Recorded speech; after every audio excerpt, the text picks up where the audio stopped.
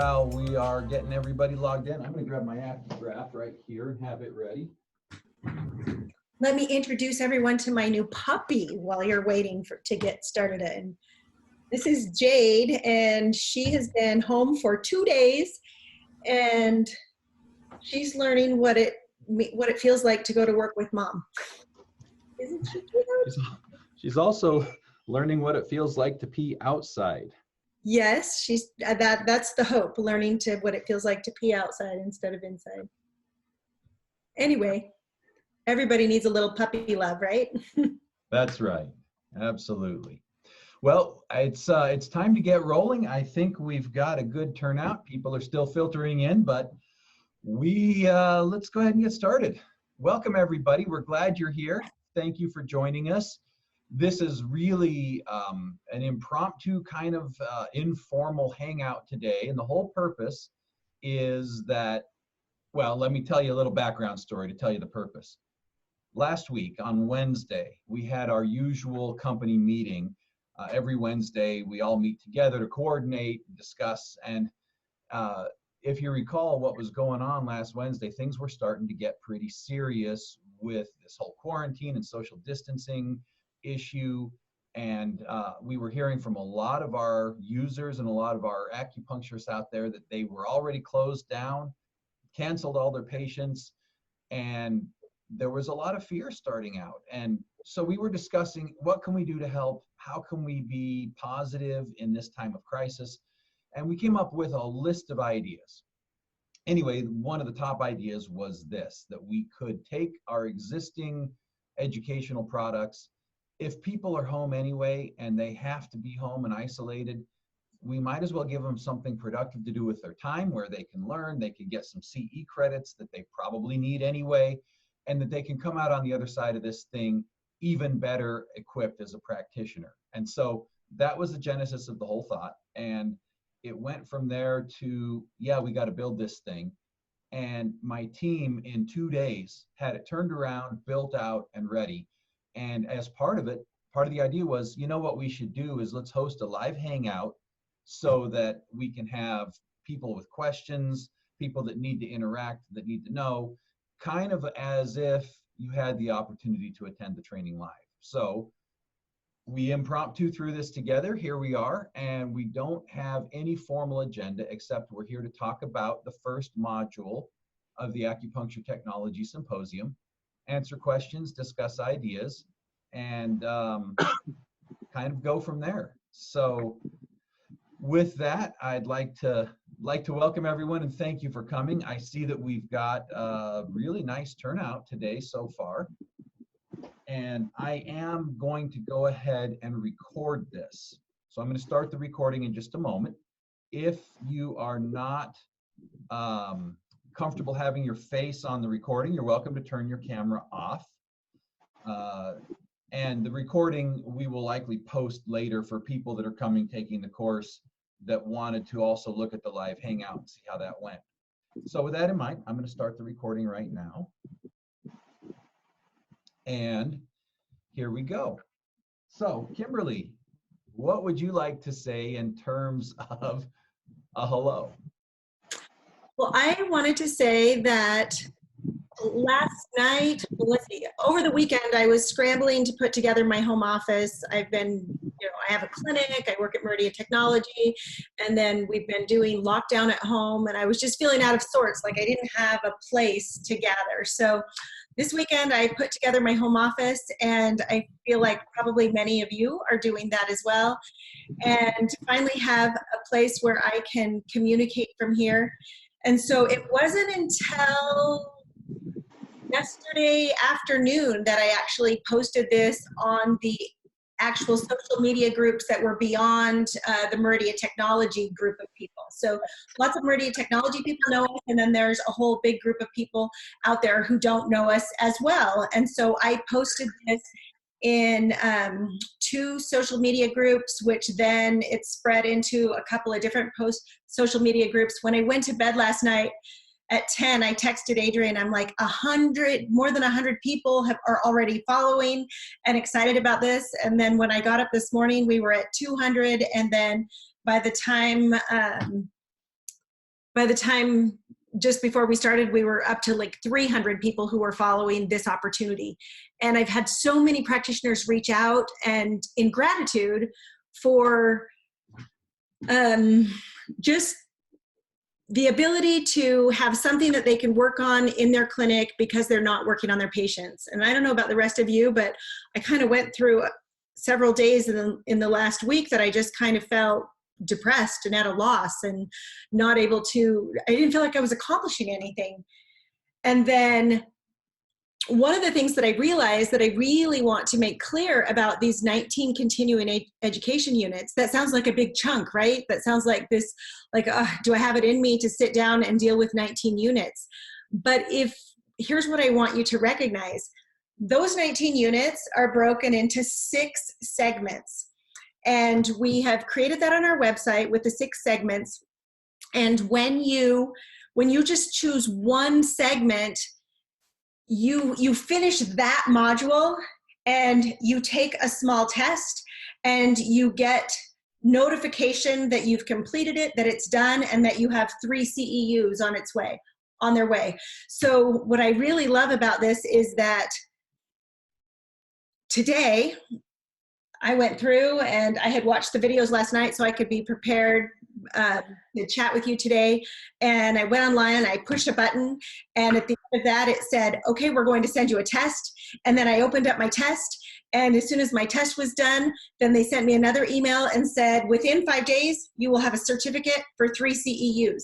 That means I could accomplish something. That means I could accomplish something for my clinic in a small amount of time and feel like I was moving forward. And so I hope that all of you grasp onto the excitement of that as well. It's easy to get stuck. We're sitting around, we're eating too much, we're not sure what to do with ourselves, but you can put a couple hours into your day and push a button and have some CEUs. So I hope you're excited about that. Cool. So a couple of things I wanted to talk about. I'm going to share my screen and put up the site here. One second.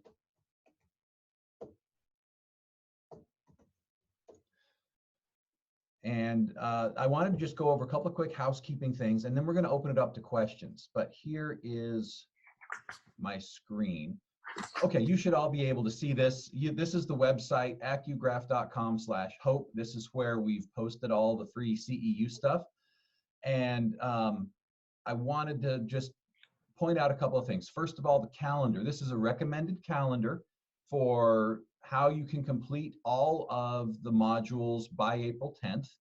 And we have 2 of these Hangouts per week, Mondays and Fridays. And so today, Monday, we're doing module 1, and we're just going to go right through the modules one by one. And each one of those Hangouts will be kind of a format like this. Bring your questions. We're here to discuss. Adrian? Yeah. Adrian, somebody over in the chat said that your mic is in low volume. I'm not sure if that's the case, but do you want to just check and see how the volume is? Yeah, checking right now. Let's see what's going on here. Oh, somebody else says it sounds normal, so I don't know. Huh. Okay, do I sound okay to you, Kimberly? You sound good to me. I think it sounds a little light just from my end. Kimberly is louder than Adrian is. Okay, let me see if I can turn up my mic a little bit here. One second, audio settings, input volume, and I'm turning off automatic and doing it manually. And I just boosted it a bit. How's that? That's good. Cameron, that all right? Yeah, it's good. Boost just a little bit more. Boost it a little bit more. One second. Thanks for bearing with us while we work out a couple of technicals here. How's that? That sounds great. Okay. One practitioner in the chat window says they have no sound. If they're having technical issues, what do you suggest? If they don't have sound, that's a Zoom thing. We're using Zoom for the meeting. And what you'll want to do is look for the controls. The microphone, there's a little picture of a microphone that you can probably get at the bottom of your window. And it's where you mute your mic, but it's also where you can click. There's an arrow next to it and give you all your audio settings. If that's not there, then look around in the Zoom window for audio settings, wherever that menu is, find it, and you can control what speakers you're using. and make sure that you put your output on something that actually exists. On my particular system, it says, hey, do you want to listen to this? And that's a monitor. It doesn't even have speakers. Or do you want to listen? And so I have to say, no. Send it to my speakers. And then I got to make sure my volume's up. So hopefully you can work that out. Okay, let me, I talked about the calendar. The other thing I want to point out here, people are asking all kinds of questions, of course, because they're excited about this. And so, for example, somebody said, hey, do I get 19 credits for watching one seminar? Well, no. The credits for each module are listed on each module here. So, module 1, you get 3 credits for, and so on. I wish I could get 19 credits for 3 hours work, but unfortunately, that's not how it's going to work. We also, let me make sure I hit the other questions. You don't have to attend the live Hangout to get your credits. As Kimberly mentioned, you get your credits when you've completed watching the online video, and then you download the worksheet, you fill it in, you submit that, and then you'll get your test. You complete the test. It's a 10-question test, multiple choice. You submit the test, and you get your credits, and you'll get your certificate. So you have to go through that process, and you'll have to go through it for each module. There's a test on each module, and you submit the test and the worksheet, you get your credits. The other thing I was asked to point out is when you fill out the information to get your credits, we do need your state and we do need your license number so that we can issue your credits. And the state matters because if you're in Florida, for example, we need to issue you Florida credits, not NCC AOM. And if you're in California, same thing. You have state-specific credits that we need to issue you. So let me see if I covered most of the questions. Yeah, and then these Hangouts, we're going to record them. They're going to be available on our YouTube channel. And so there we go as far as that goes. So Can I add something to the Hangout, what you just were showing on your screen? Yeah. You mind go put it back up? Okay. So each time that there is a Hangout, you'll have a different login to get to your Hangout. So you'll notice at the bottom of Module 1, as he scrolls down, there's the View Now, and there's the Live Q&A for Module 1. So under each one is the link for that Hangout Hangout group for that particular module. Q&A. Yeah, and each one of those is a different link. So you have to just go to this page and hit the link, and it's all right there. It's that simple. You don't have to pay. You don't have to log in. You don't have to pre-register. You hit the link and you're in. And if you scroll down further, the actual calendar for those Hangouts is right here. So make sure you mark those on your calendar so that you're aware, because you're not in a system where you're all signed up and we're going to send you all of these reminders or email messages saying, hey, we're doing a live Q&A today. That's not going to be happening. You'll have to be managing that yourself. Okay.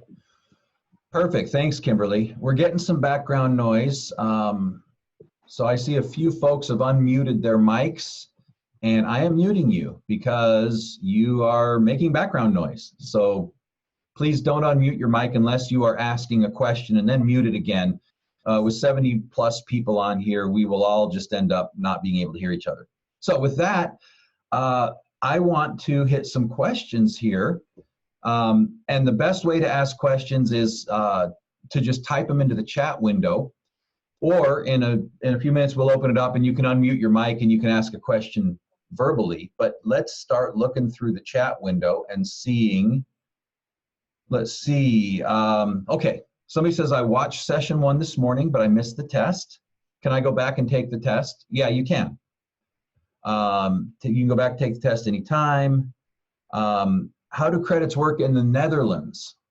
Don't know about international credits. We have applied for and received credits in the US with NCC AOM, and of course with Florida and California state-specific credits. I don't know if credits if those are accepted in other countries. You'd have to check with your own licensing bodies. Even if you can't use the credits, you are welcome to take the course. There's no reason not to get the learning. and come out on the other side with greater knowledge. CE credits for Canada acupuncturist.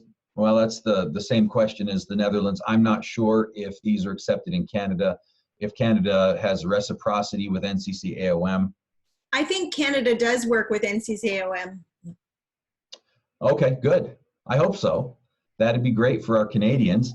Is the free CE used for AcuGraph users or any practitioner? Well, for any practitioner. These are acupuncture credits. Whether you use this equipment or not, that's not required. Let's see. Somebody says, if you can't attend the live Q&A, do you not get the CE? No, you do get the CE. The live Q&A is totally optional.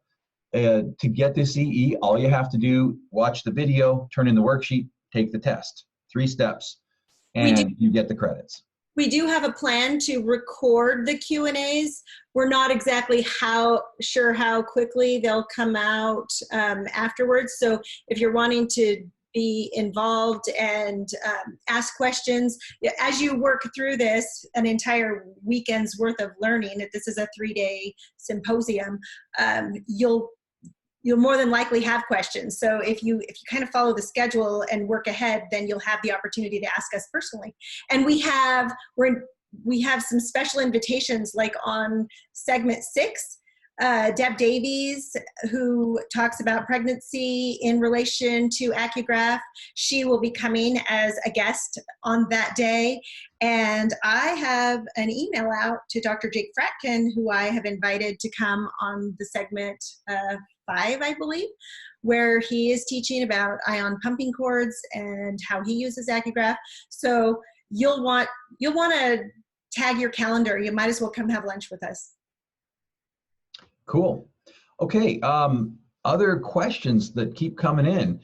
Here's the one that's on everybody's mind. I'm just going to throw this one out first because I went back and I was rewatching parts of the modules to be fresh on them for today's Q&A. And of course, so Dr. Larson, what's the deal with your hair is, I'm sure, the #1 question on everybody's mind. The answer is it grew. Okay, so now that we cleared that up, let's see. What do you think to see patient at home? That's a great question, and particularly right now. What's the story, folks? Are you guys seeing any patients at home one-on-one? Or do you have patients that you've got to continue care with because they can't interrupt the care? What are people doing? I'd love to hear from you. Kimberly, I see you've set up a home office. What are you doing? I am treating my husband. He's had some chronic pain, and I was frustrated because I didn't have all the tools and resources.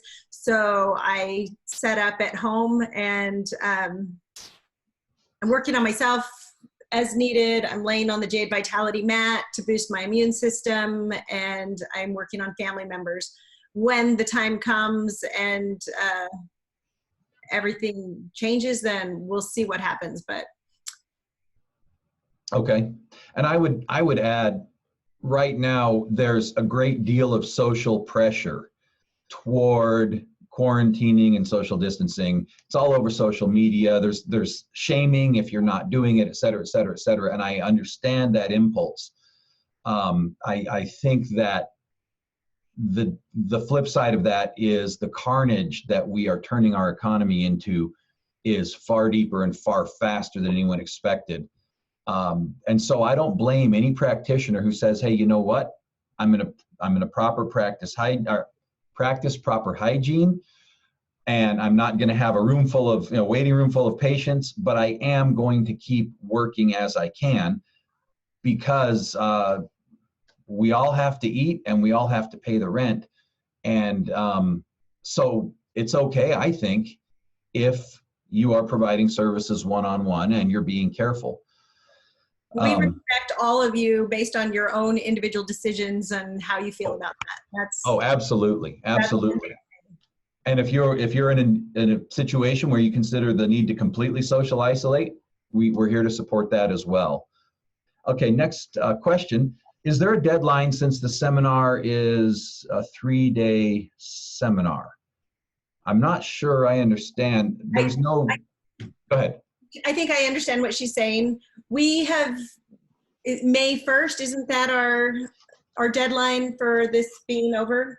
That's what we've put on the website, correct? Yeah, that we're going to keep it open and available till at least then. So we're keeping these CEUs open until May 1st. So you'll want to stay on top of your schedule or work ahead and get the continuing education units done. That's the deadline that we've set at this point is May 1st. So go ahead and work towards that date.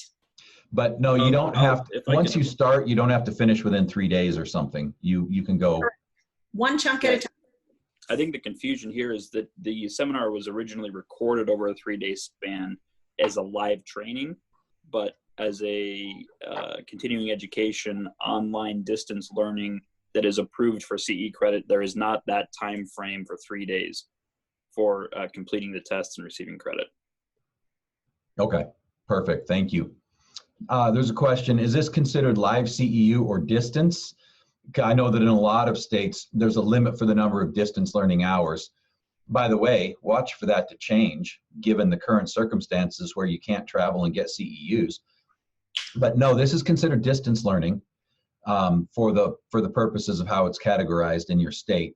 So hopefully states are going to open that up and allow people to do more by distance and less live given the circumstances. And I think if I were a practitioner who had those guidelines hanging over my head, I would take the course and I would write a letter and I would submit and I would tell them what was, when you took them and why you took them during the coronavirus outbreak. And I'm guessing that people will make changes. I think in response to my question where I said, hey, are you seeing patients even on a limited basis? Somebody said in NB, is that New Brunswick? We are not covered under malpractice. So literally their malpractice people are saying, if you see anybody, you're not insured. That's a little draconian. State of Texas is an emergency state. I'm not sure if that means complete lockdown. In Michigan, we're not supposed to be seeing patients for the next 3 weeks.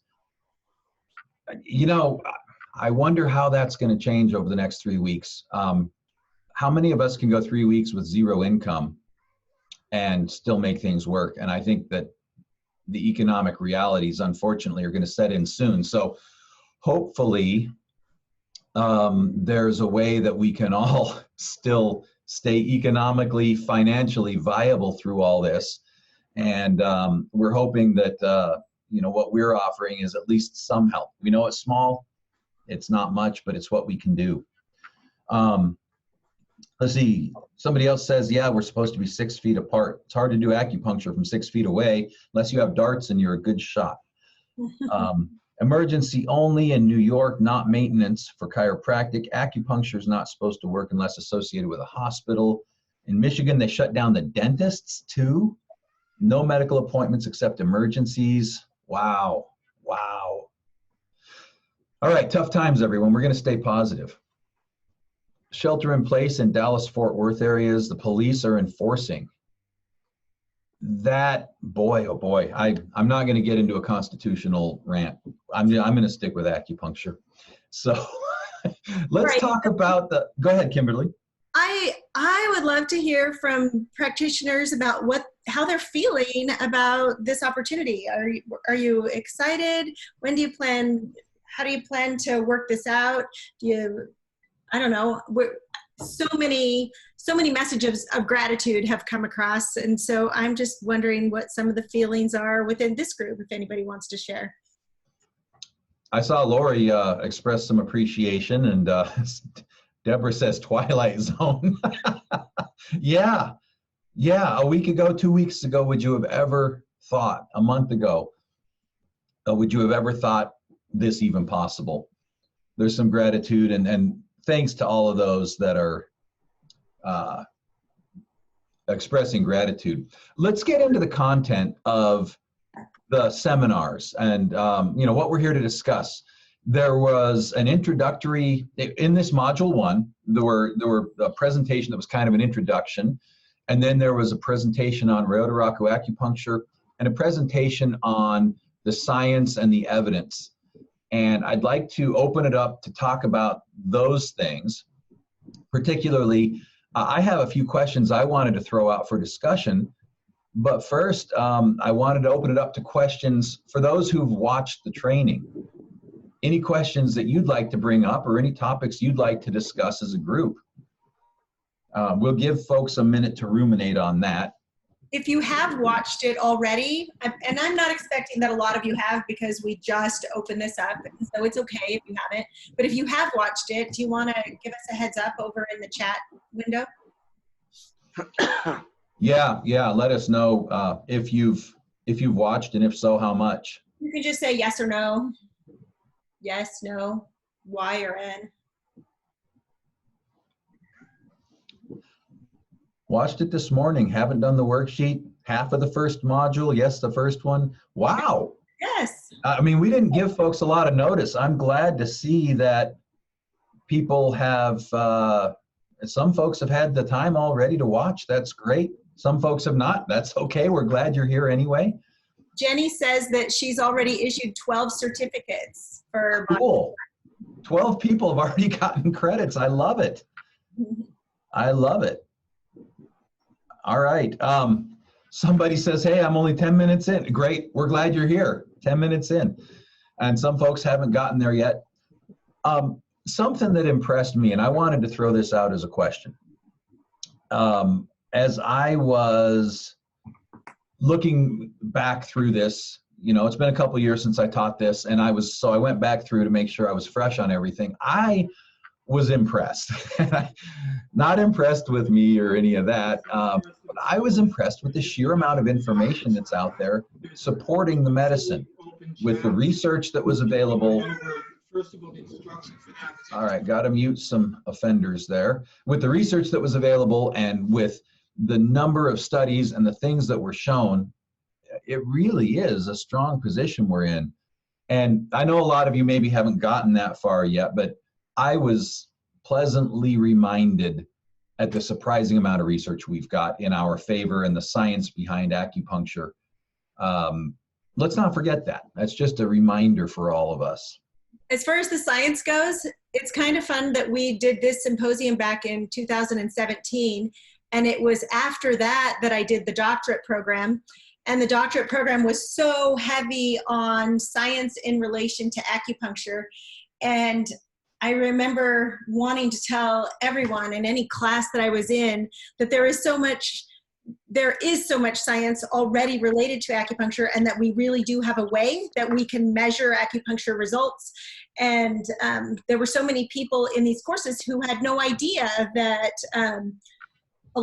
measuring electrical skin resistance was even an option. And so it was kind of fun and exciting. And then the other portion in relation to the doctorate program was that the doctorate program was, when people ask me what I got my doctorate in, I tell them I didn't learn a lot more about Chinese medicine on how to treat patients in and of itself, but the doctorate program at PCOM was on bridging the gap between Eastern and Western medicine, being able to stand side by side with them in doing acupuncture research, and having a way to talk about our medicine in a language that Western practitioners could understand and that patients could understand. And so back in 2017, when we did this symposium, the doctorate program wasn't even in my mind's eye at the time.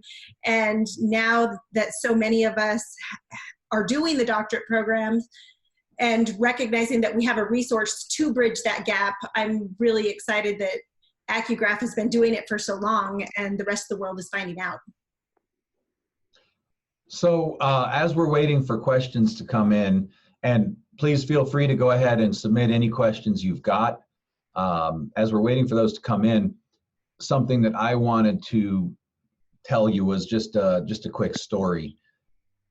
When we first started selling the AcuGraph system, this was back in 2003, and in the early years, 2004, 5, 6, 7, we got a lot of resistance from the TCM world because there was some idea, some folks had the notion that we were trying to sell a substitute for TCM or a replacement for the acupuncturist, that this was like acupuncture for dummies, where you just buy our thing and anybody can do acupuncture. And so we got a lot of resistance back in those days.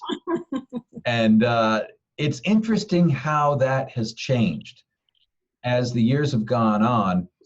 we're finding evidence-based care is becoming more and more important. And we're finding schools are actually interested in and using AcuGraph. And we're finding practitioners are very open to it, even though it's not quote unquote traditional.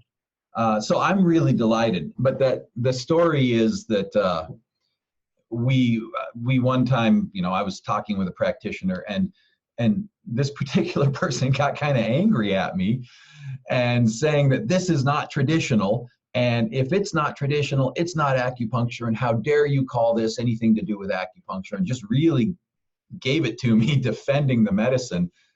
And I walked away thinking, you know what else isn't traditional? Sterile needles, stainless steel, clean needle technique. How dare you?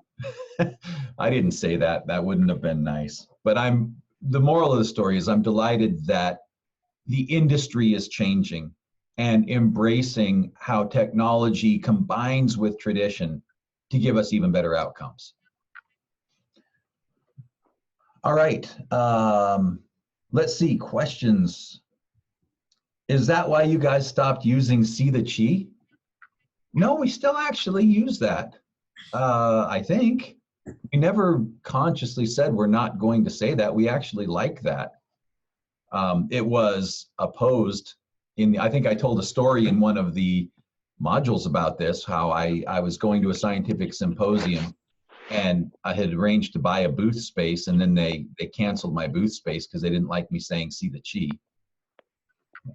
But we still do use that slogan. Other questions?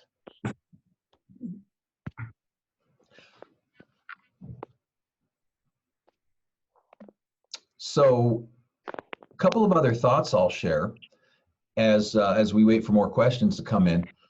Number one is using electrical measurement. There's a lot of confusion. People often say, what is it that you're measuring? Or they assume that we're measuring something that we're not.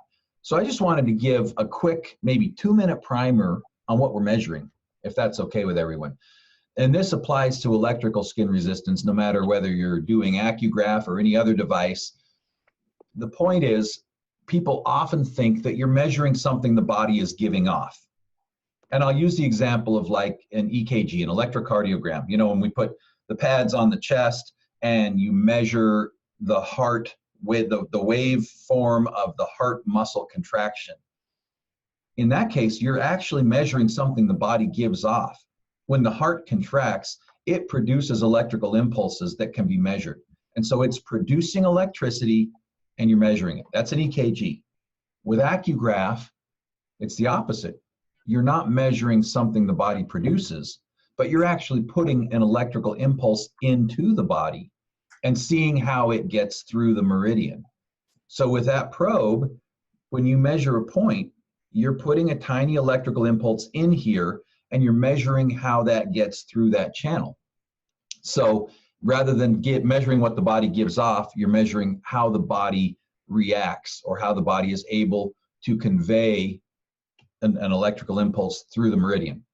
And that's an important thing to understand, because you get out of the realm of perhaps what some people might consider woo-woo stuff, and you get into very straight scientific physics. You're measuring resistance, and the resistance correlates with how the channel is reacting. So I wanted to throw that out there. I hope you find that helpful. Every now and then, one of our users will say, oh, I had an engineer come in as a patient, and now I've got questions because this engineer asked me all kinds of questions, and I wanted to satisfy the engineer. And now, this technique's been around for 70 years. It's very well established scientifically, and you have solid scientific ground to stand on. I hope you took that away from the training. All right, let's see. We've got some questions here. Let's start with those. Where can I learn more about AcuGraph? Somebody privately asked. Just go to AcuGraph.com. If you're interested in the AcuGraph product, that's simple, AcuGraph.com.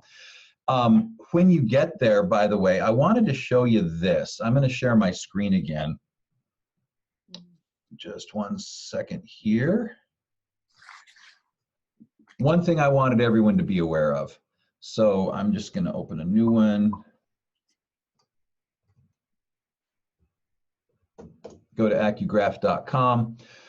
And this is the main AcuGraph website. You can watch a demo, of course. You can read a lot, learn a lot about the product. But up here in the top right-hand corner, you can book a consultation. This is an actual one-on-one consultation through Zoom like this, where you can ask questions about the product, you can see a demo, etc. This is for people who don't yet own the AcuGraph product, who want to have a demonstration, for example. If you already own the product and you have questions, then of course you have all kinds of support options available. We take good care of our people. But I wanted to point that out for those who perhaps aren't familiar. That's how you can get more information and get it one-on-one. So with that, let me jump back into questions. But Adrian? Yeah. I just wanted to mention that, and it doesn't matter if you don't own AcuGraph, you will still get a lot of information from this symposium. So enjoy the opportunity for the free CEUs, the opportunity to understand that there are different technologies in the acupuncture field, that there are ways to measure. And, you know, we have a lot of practitioners in the AcuGraph group. Like we have a whole family of acupuncturists around the world who use AcuGraph. And oftentimes we hear that practitioners who don't use AcuGraph, a patient will come in and ask questions. Hey, my other practitioner used AcuGraph. At least you'll know what they're using, how they're using it, and why they're using it. So this is still a great place for you to be, even if you don't own AcuGraph. That's why we open it to everyone. Great point, Kimberly. Yeah, thank you. Okay, somebody asked, David asked, this may be premature, but can you use non-needle electrostim acupuncture for the divergent channel approach while using AcuGraph? And yeah, this is jumping a few modules ahead, but I'll give a quick answer since we're here. Thanks, David. Yes, you can use a non-needle approach on divergent channels, either using electrostim tonification at one spot and sedation at the other, or using laser tonification laser and sedation laser, red to tonify, blue to sedate. Those are two non-needle approaches you can use for divergent channels. And when we get into the divergent channels module further on, we'll go into that more fully. Let's see. For newbies, Mark says, you'll find your patients are really impressed with AcuGraph and how it explains their symptoms. They love seeing the changes and improvements with the treatments. And seeing, I think, is the key word. It's not that they feel better, they do feel better, but they can see something objective. All right, my patients almost always tell me to go away when their treatment is over and ask if they can just stay all day. Oh, they really chill out with the Jade Vitality, warming them either upper or lower back. Usually finish the treatment with rapid release, and they tell me they're not sure if they love the Jade Vitality more or the release. Either way, they can't wait to come back for their next visit. Well, Mark, whoever you are, thank you for that unsolicited, beautiful testimonial. Glad to hear your patients are loving what you're doing. And that's how it should be. They should come out of your office saying, that was a remarkable experience. Something really changed in me. That's the goal. Let's see, Monique says, when I went to the conference in hey, Monique. Nice to hear from you. When I went to the conference in San Diego, you made many things very simple for the tools I already have. Good. I'm glad to hear that. Thank you. Michelle says, can you talk about how the resistance is recorded? When I see the red bar, does it mean that the meridian has more resistance and less flow? And so blue is less resistance and better flow? That is a great question, Michelle. Let me share my screen. I'm going to open AcuGraph, and we'll actually open a graph and we'll talk about what this means. 1 second here while it's opening. All righty, and jump in here and share again.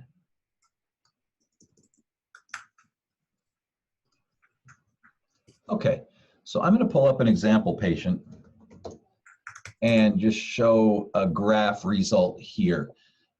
We should all be seeing the graph, and On this graph, you'll see that there's colors for the bars.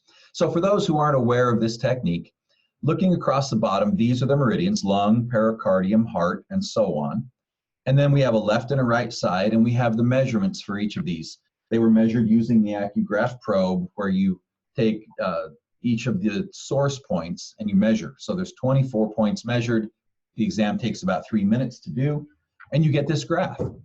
So green are considered normal. That means they're all relatively balanced with one another and the flow is flowing properly. Red, to get to the actual question, red shows that there is increased flow. Increased flow means decreased resistance. So from an electrical perspective, there is less resistance on the ones that show red. That means things are flowing a little too easily. That can indicate a number of things. That can actually indicate dampness in some cases. That can indicate stagnation in some cases. That can indicate excess. And so when you take these kind of TCM perspective ideas and overlay them, there's a number of things it can mean. But from an electrical perspective, it means that's conducting a lot of electricity. High conductance, low resistance. They're two sides of the same coin. And likewise, the blue means the electricity is having a hard time getting through. There's a lot of resistance. It's not flowing easily. So that's why it's low. What you're looking at is what gets through. Not much. It's low. On the red, a lot gets through. It's high. So that's what the blue and red mean. Blue is deficient, red is excess. And then the purple, well, that's what we call a split. And that's where when you measure the left side and you measure the right side, you find that there's a big difference between the two sides, and that shouldn't be the case. So if you measure lung 9 on the right and you measure lung 9 on the left, you would hope that they would be approximately similar in their measurement. If there's a big difference, then that very well may mean that there's something going on with the internal collateral branch that connects the two sides.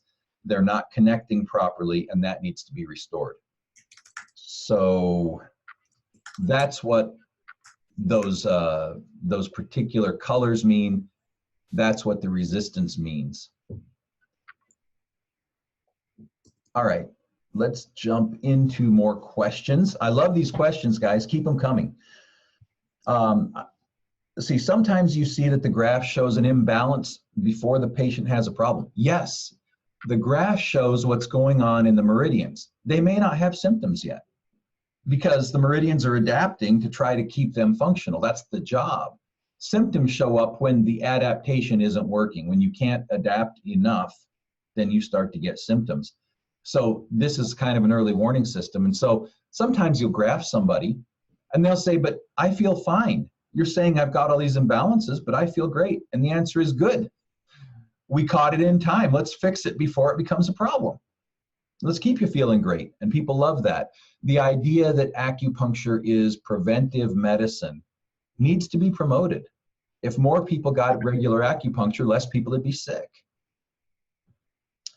All right. Sometimes it's straight green, yet the patient has problems. Yes, you can have graphs that show relative balance, and yet the patient has symptoms or problems. There's a couple of issues to consider there. First of all, it means that the qi is flowing, that the meridian system is functional. Sometimes there are problems that the meridian system can't overcome. For example, an easy one, trauma. Somebody's in an accident, they have an injury, they could very well have well-balanced meridians, but still have pain and inflammation because of the injury. The idea is that if we keep those balanced, it gives them the best opportunity to heal. And this brings up the concept of what we call root and branch. Root is like balancing the graph. If everything is open, if everything is flowing so the qi can go where it needs to go and do what it needs to do, that's the root of healing. The branches are the various symptoms people may have. We treat the root so that everything can work, and then we treat the branches, we treat the symptoms using other acupuncture. So a root and branch treatment, you can do both in the same visit, balance the graph and treat the symptoms. Even if the graph already shows balance, you're still going to go ahead and treat the symptoms. All right, Brian Harasha. Hey, Brian. Good to hear. By the way, good to hear from so many familiar old friends. Related to the engineer or electrician, this is what Brian says. If I say I am measuring resistance in a meridian from a point on the wrist to the probe, they say electricity travels along the path of least resistance and not along an imaginary channel from the point to the probe. They think the points are too close together and the paths would not be clear like a meridian path. Great question, Brian. I'm glad you brought that up. Yes, electricity travels through the path of least resistance. Therefore, what you're going to measure is the point of greatest resistance in the circuit. That's what will ultimately be shown on the graph. Does that make sense? It's kind of like if I'm going to drive from my house to my work, it's going to take me 12 minutes. I have a 12-minute commute. I'm very grateful to have a 12-minute commute. But if there's a traffic jam outside the school, then that 12-minute commute is going to be 20 minutes because of that traffic jam. So the school, the traffic jam, is the one thing that determines my entire commute. Likewise, when you're measuring electrically, if you're measuring a single point on the wrist, the highest resistance in that whole circuit, it's not going to be the copper wire, I promise you.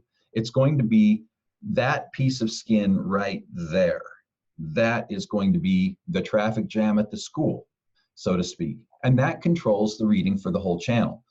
So no, we're not claiming that it's going to go from here up the lung channel through some imaginary, quote unquote, imaginary acupuncture meridian, which isn't imaginary, that's a different topic. It is, what we're really measuring is the resistance of a single point. And the engineer can't dispute that. That is true. The other piece of that puzzle is that that single point is what reflects the entire channel. The source point is the reflection of what's going on in the channel. That's why we measure the source points. And that's been very well established over 70 years, millions and millions of graphs, that we are getting clinically useful, valid information by measuring the source point. So if I were actually talking with an engineer, that's what I would say. So cool question, Brian, thanks. Hope I'm not getting too technical for people. I love to geek out on this stuff. Robin says, I need to get a Jade Vitality mat. Adrian says, yes, you do, Robin. And thank you. From Deborah, already hot in Florida, can I use the Jade mat at the lowest level and have it still be effective? Yes, absolutely. Especially in the summer when folks are going from 100 degrees outside, they walk in, they hit that wall of air conditioning. They have literally a 30-degree change just like that their body has to adapt to. That can be hard. And using the Jade mat on the lowest setting, even in the summer, is very comfortable. It's not hot. People don't get uncomfortably warm, but it's very freeing for the channels and helps the chi flowing, and it lessens that shock of walking into your air-conditioned practice and taking off their clothes. Okay. Dr. Reza says, I purchased Acu 4 years ago and decided, and I paid upgraded AcuGraph 5 later on. Okay, good. So bought version 4, later upgraded to 5. Since I paid fully and purchased it, what would be the reason to pay monthly charges in order to use my product? Excellent. You bought 4 and you can keep using 4 and you don't have to pay anything monthly. By upgrading to 5, you bought a whole new suite of ongoing services, including cloud backups and cloud syncing, which cost us, HIPAA compliant secure email, which we have to pay an outside vendor for every time you email. Every time any one of you emails something, it costs me money per email. And I'm covering all that out of, obviously, the annual fees of those who are using the email. You have to pay for what you use. It's kind of how it works, just like Netflix. And then ongoing service, support, upgrades, etc. As software in general has matured. When you think about it, years ago, you could buy Microsoft Office and just own it. And then when they came out with an upgrade, you had to buy the upgrade to get the new features and pay again and pay again. And pretty soon, almost every major software provider switched to a model where software is a service. And you have an annual or a monthly subscription, and you just constantly get all the upgrades rather than buying an upgrade and then buying another upgrade and buying it over and over again. Because the bottom line is software companies have to stay in business. We have over 5,000 AcuGraph users out there, all of whom need technical support, all of whom expect upgrades, security patches when vulnerabilities are found in Windows, etc. And there's a cost associated with providing all of that. And so in order for us to be able to provide and continue to give you upgrades and continue to add things like HIPAA compliant email when that becomes, or when that became mandatory, it's necessary to have an ongoing user fee, which we have kept extraordinarily reasonable. But for those who are morally opposed to ever paying anything for an ongoing user fee, you are certainly welcome to keep using AcuGraph 4 that you purchased and you owned. No problem at all. Support ended for that because that product was superseded 5 years ago, but you can keep using it. There's no, we didn't shut it down. We didn't take anything away. So that's sorry for the lengthy answer, but them's the realities, folks. For us to be in business and provide the service, we have to be paid for the service. And I don't want to be a complainer, but I've actually heard from people who would say, I've been a loyal customer to you. I bought AcuGraph 12 years ago and I've used it ever since. And I look, and yeah, that's true. The last dollar we got from you was 12 years ago. And, and now you're screaming at me for saying, hey, if I'm going to keep providing you services, I have to be paid for them. Sometimes loyal customer gets a weird meaning, doesn't it? So anyway, I'm done complaining. Very happy to have the customers we have, and most people get that. But thanks for the question, Dr. Reza. It's a fair question. I hope I've answered it. Kimberly answered Deborah, yes, you can use it in my clinic year-round. That was the Jade Mat. Joe says, I just started using AcuGraph. If you add additional points, aside what is indicated on the graph, does it seem to have any negative effect on the treatment? Does it dilute it at all? Great question, Joe. Kimberly, what are your thoughts? So the general thing that you need to realize with AcuGraph, when you're measuring the acupuncture points, you're measuring the source points on the channel, it is telling you where energy is disorganized in the body. Some energy is stuck, some energy is deficient, there's excess. So AcuGraph tells you where the imbalances are. So we break things into a root treatment and a branch treatment. A root treatment is about putting the body into balance from a Japanese acupuncture perspective. And so there are recommended treatment points, and there are many ways you could choose to do that. We teach you that throughout this course. And then there's the branch treatment. The branch treatment would be for the chief complaint. So if you had shoulder pain, I would first put your body into balance based on what I'm finding in AcuGraph, and then I would treat the shoulder pain so that as I'm moving chi and blood in the shoulder and it begins to move through the acupuncture pathways, it has a place to go. So we teach you how to think about the chief complaint and the things going on in the body and have a treatment plan that is very succinct that will get you where you want to go faster. So that's, by the time you have reached the end of these 19 continuing education units, I think that you'll feel really comfortable based on which points to treat and which points, in order to keep your treatment plan very succinct and not watered down. So I'll leave it at that. We'll be getting into that much deeper as we progress. Perfect. Thank you, Kimberly. Let's see. Next question. Does your example patient have a cough, maybe COVID-19, lung and large intestine being excess and all? That's a great question. Let me pull that up again. I'll share that desktop again. So this is my example patient. There was excess in the lung and large intestine, which of course, when we put it in the bi-elements model, we can see those are both metal element, as we know.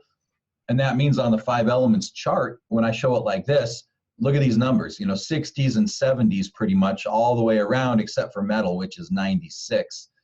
So yeah, that's a great observation. That is, the person who asked that question is a friend, colleague, mentor even of mine who specializes in pediatrics, and that's Robin Green. And Robin uses the AcuGraph, and she's treats kids with asthma. So she caught that right off when she was looking at your example patient, that the lung and large intestine were excess because she's been analyzing graphs for so long.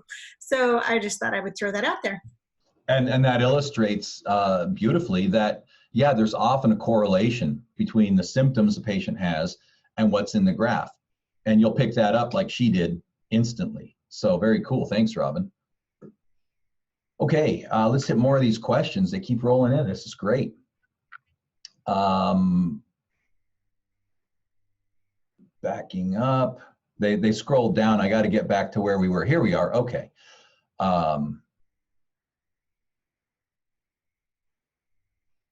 Probably way off topic, it says, but in the previous AcuGraph upgrades, there was an option to normalize the graph. I don't see that in 5. Yeah, that was removed. So few people even understood what that was or used it, that in our research, we found that it was just not an option people understood or used. So we didn't keep that option in there. Next. All example patients I've seen in your example are very high in measurements in energy by, for example, 74. But this person says most of mine measure around 35. It has a lot to do with certain factors. First of all, younger people always measure higher across the board than older people. We know this from analyzing 200,000 graphs. The more pigmented the skin is, the lower it tends to read. So darker skin types tend to read lower, and that's fine. There's no particular worry about whether things overall are low or overall are high in the average. The average isn't what matters. What matters is, are things all similar to each other?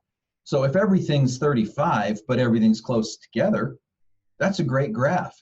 If everything's around 100, but it's all over the map, that's not a great graph.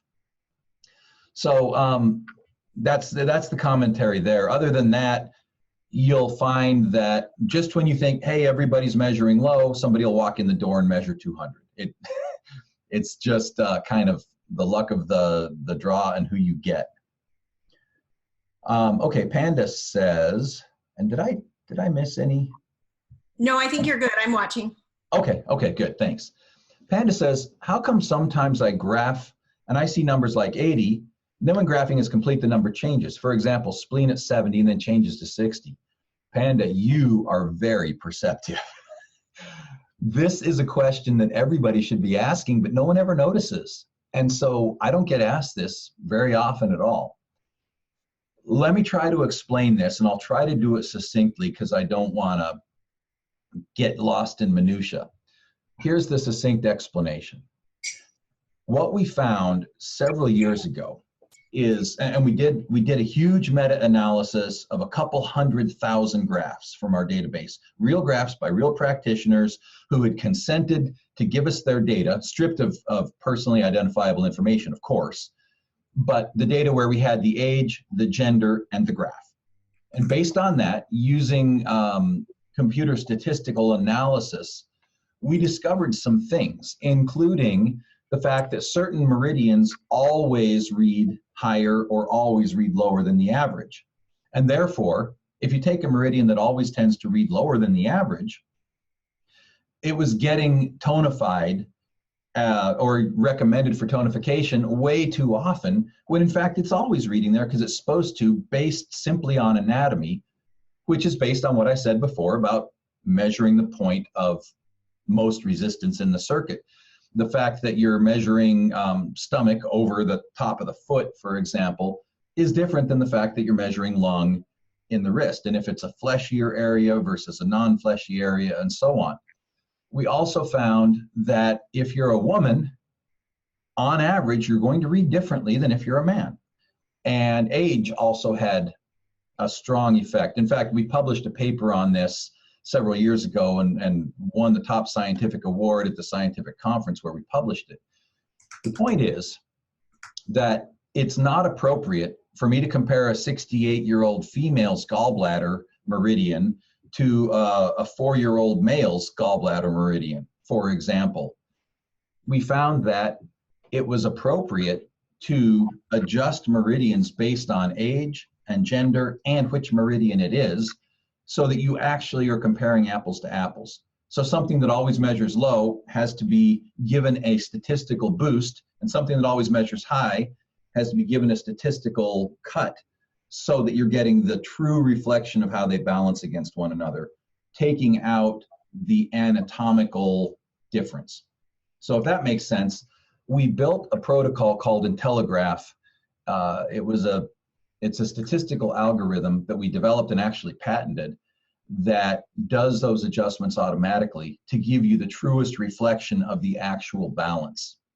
We had some high-powered university types work on this. It was really an exciting project, and that's what is happening. And so that's the answer why you might measure something and the measurement is 60, and then when the graph is all done and everything is compared and adjusted properly, instead of 60, it now says 68 or something for that particular reading. Adrian, in the conversation, I just posted the blog post that you wrote a while back about AcuGraph. So in there, you can copy that link and read it later if you want to know more about it. Cool. That goes all the way back to AcuGraph 4, which is when we developed that algorithm. Okay. Brian says, thank you, very helpful. The point we measure is the point with the most resistance. Thanks, Brian. Glad it made sense to you. Jeanette says, love how you explain these questions. As always, the greatest make it look so simple. Jeanette, you are kind. Thank you so much. Jeanette's a dear friend. And it's great when your friends say nice things. Ellen says, great brainstorming session. Thanks. Good, Ellen. Glad you're enjoying it. David says, can I consider AcuGraph as a mentor in learning acupuncture? Well, it's certainly a great reference library. And AcuGraph contains a complete reference library. It's a wealth of information, anatomical information, needling information, info about every point. It will help you think differently. Will it teach you acupuncture? No. You got to go to school. You've got to get the background and the training, of course. But will it give you broad ways to think about the findings and help you make a better diagnosis? Yeah, absolutely it will. I've heard of college students who are going through their acupuncture program, and they have AcuGraph as a resource, and it helps them to visualize the internal pathways, to watch the flow of energy, to understand their source points. So it's a mentor in that way, but it won't teach you to become an acupuncturist. Well put. Thank you. Peter says, if all are green when you measure the source points, can I instead then go back and measure the Jingwell points? Absolutely you can. Yeah, and probably should. The Jingwell points, because they are the confluence where the main channel and the musculotendinous channel come together, when you measure the Jingwell point, you tend to get the musculotendinous influence. And that will show differently than measuring the source points. And so, yeah, if the graph doesn't give you any findings on the source points, certainly go ahead and measure Jingwell. All right. Next, AcuGraph is, Hetty says AcuGraph is well worth it. So much included. Thank you, Hetty. She was referring to the ongoing service and support, the annual plan. Charles Q. I'm assuming that's Charles Quigless, and if so, I just want to give a shout out and say hello to Dr. Quigless, another dear friend and longtime user who does amazing things. Is there a video explaining how the Jade Vitality increases the immune system? Shireen mentioned it right below. She gave the video. There it is. There it is. Perfect. Thanks, Shireen. And thank you, Dr. Quigless. All right. I almost always use most of the points suggested by AcuGraph, but add points from a Zong Fu diagnosis and then some auricular points. And this seems to have a very synergistic effect, is what Mark says. Mark, that's beautiful. Absolutely. You can certainly do that. And the more you do that, the more you'll get good at how to combine. Kimberly, as a great example, who has been now graphing for 10 years.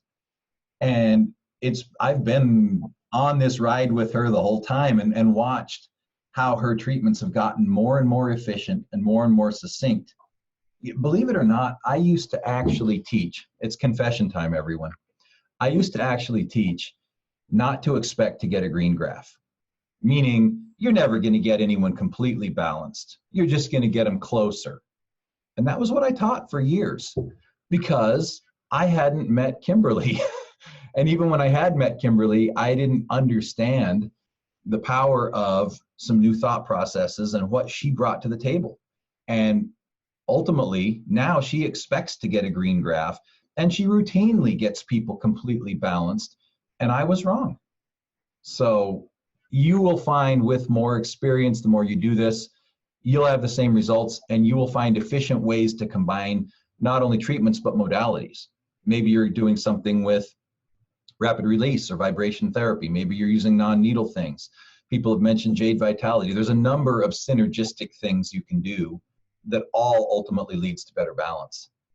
So cool statement, Mark. Thanks. That's a nice segue into the next question. I'll take it. Go.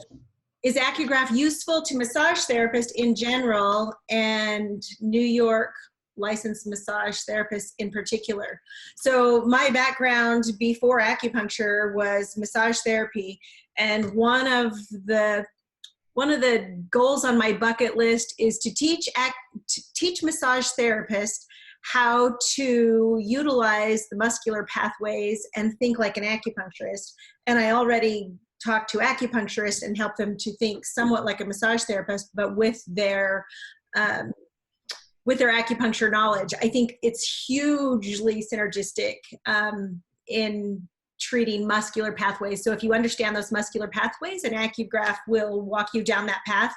It is helpful if you know acupuncture points and how to measure them. I mean, that's the key. But yes, I think it goes nicely. And if you are an acupuncturist who had a massage background, you are lucky. Okay. Cool. Thank you. Peter says, the yuan source points are used the most.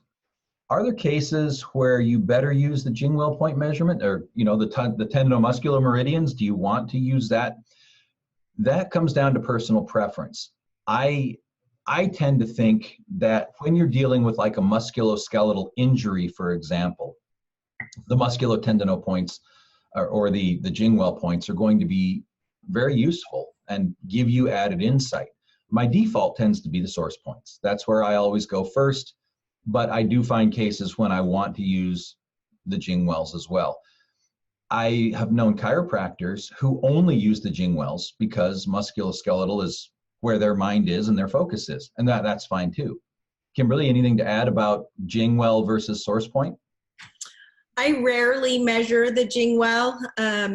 I think like an acupuncturist. I want to know the internal pathways, the muscular pathways. I want to know, I want enough information for all of that. So I tend to focus on source points, but that's because my mind goes into acupuncture mode. Yeah, that's where you are. Cool. Okay, Robin asks a great question here. What do you do if you're graphing a child, for example, but you did it on the wrong patient's account, and so it adjusted the graph based on it being an adult, maybe different gender, whatever, and so now you've got this child's graph that's been adjusted wrong.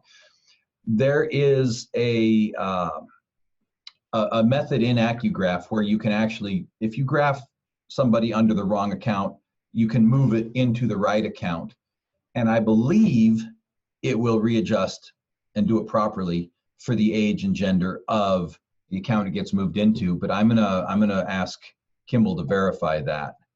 Kimball is our programmer who writes all this software and who can tell me under the hood all of the nitty-gritty of how that's being handled. So I'm 90% sure that it adjusts it properly, but I wanna get back to you on that one. Kimball says yes. Kimball says yes, it will readjust. Thank you, Kimball. And boy, how do you like that? So that's the answer. Yeah, nothing to worry about. Next, so IntelliGraph is the new version of normalizing the meridians. Exactly. Yeah, there was a question about normalizing earlier, and this is above and beyond that, orders of magnitude better. Next, by extension, would CEUs be of use to me here in New York? These are acupuncture credits. So if you are an acupuncturist, these credits will be useful to you.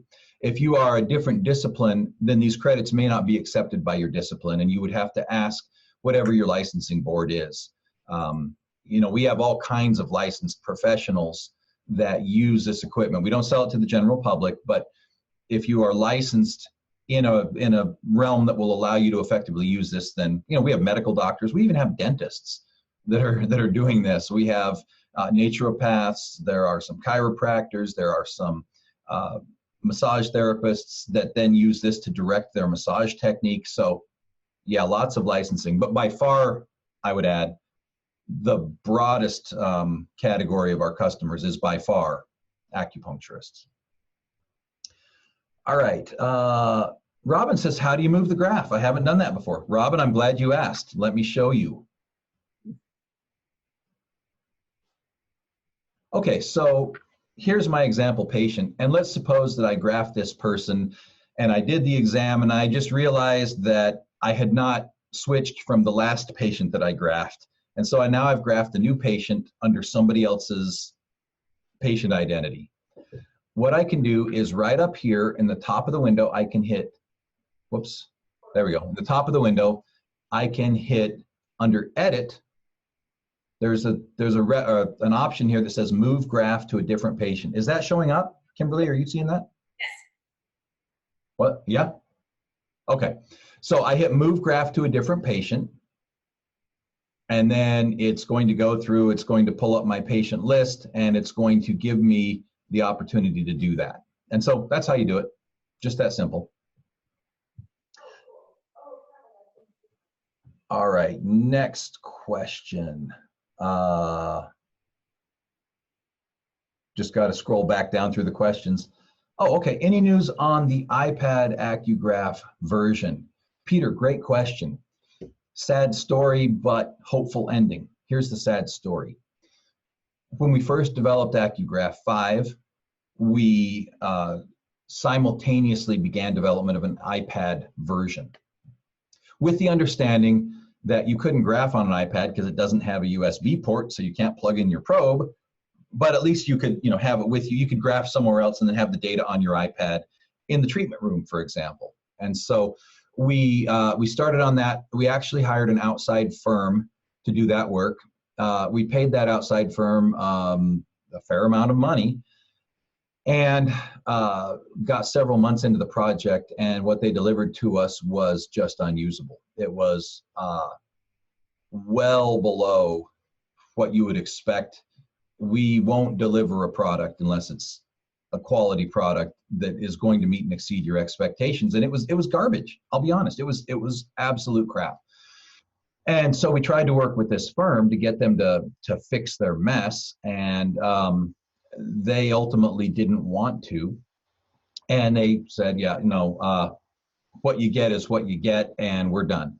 And so we lost all our money and lost that opportunity. We found that it was not going to be practical to try to even fix what they'd done.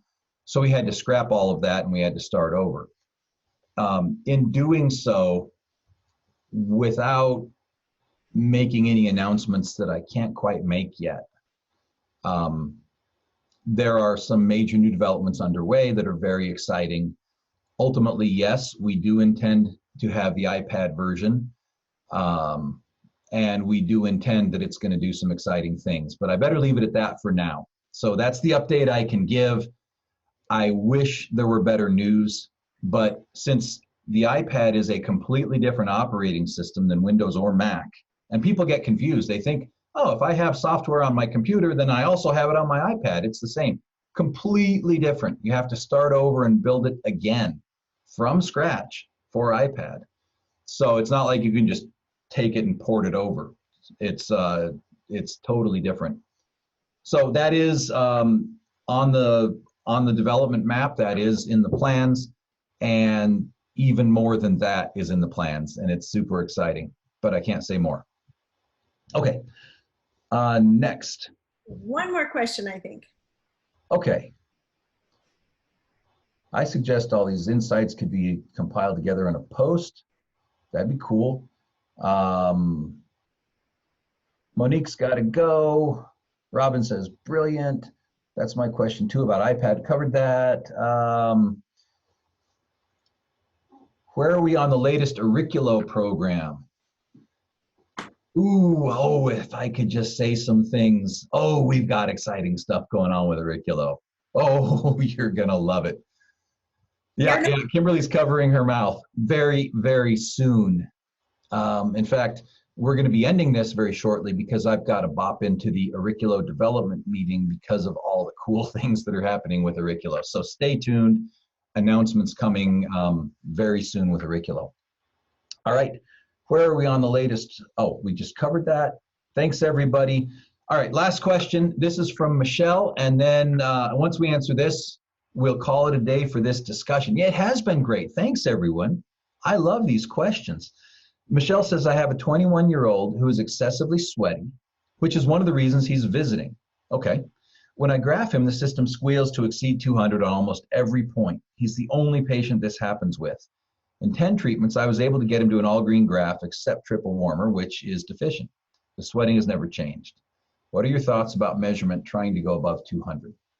I think that we do talk about this as we progress in the segments. Okay, good. So we'll get to this later. In brief, this is one of the downsides of electrical skin measurement. When the skin itself is the problem, it can be tough to measure. So if you have a rash, for example, then it's going to throw off the measurements because the skin is the issue. When you have excessive sweating, then either drying the area and trying to normalize the skin as much as you can sometimes works. And sometimes what you'll find is they're just going to go to 200, and until the sweatiness is changed, then the graph is going to go right to the top, because when those pores are open, the electrical connection is just tremendously conductive. So that might be one patient, and it's probably 1 or 2% of your patients where graphing isn't going to be the best approach. And this might be the case for this one, unfortunately. On the fortunate side, 98% of the time, graphing is exactly what you want to do. So before we end, I just wanted to do a little bit of housekeeping as we're moving through this symposium, as you're working through your CEUs. I have listed my email address over in the chat window. Feel free to copy that and have it available. If you have specific questions as you're going through the modules, feel free to send me an email. I may not answer all of the emails, but it'll give me something to compile as we're planning the chats. I mean, I'll at least reach back to you, but it'll help me to know where your questions are and what you have going on so that we can make sure that these Hangouts are more effective. Also, the Hangouts are going to be recorded, and Kara says, Kara is the one who works on our recording. She says, just so everyone knows, the recordings will be available by the end of the day. And this is not normal for our Hangout sessions. It usually takes us a couple weeks in order to get a recording up, but because this is time sensitive and we are all working to help you get your CEUs, we want to get these Hangouts out as soon as possible. So those are going to be available for you. And she tells you in the chat window where you can find them. And we're excited that you're here. We're excited that we have this diversion. We're excited that you can get these CEUs in chunks and that we can help educate you and take some of the pressure off of your need for CEUs for next year. Amen. Good to see your beautiful faces, everybody. Thank you so much for spending this time with us. Stay safe out there, stay sane, and we'll look forward to seeing you on Friday for Module 2. Bye-bye. Bye now. Take care.